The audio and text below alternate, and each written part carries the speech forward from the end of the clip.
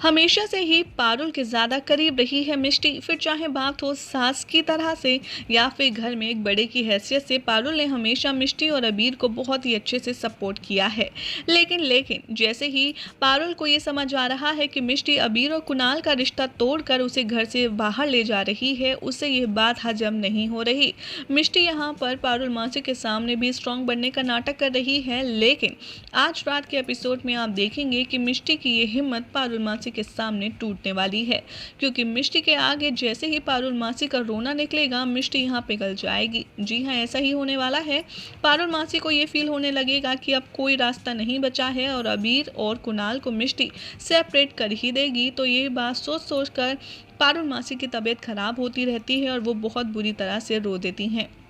मिष्टी के सामने पारुल मासी को इस तरीके से रोता देख उससे नहीं सहा जाता और वो पारुल मासी को अपना सारा प्लान डिस्क्लोज कर देती है कि कैसे वो माँ के दिल में, मीनाक्षी के दिल में डर पैदा करना चाहती है कि अगर उसके दोनों बेटे उससे दूर चले गए तो उसके पास ये पैसा, प्रॉपर्टी होते हुए भी कुछ नहीं बचेगा। यहाँ पर मीनाक्षी को समझाने के लिए मिष्टी ने चला है ये अलग रास्ता, ये गलत रास्ता और ये बड़ा प्लान, और इसी बात के लिए मिष्टी सबसे माफ़ी मांगने के लिए भी तैयार है। बाद में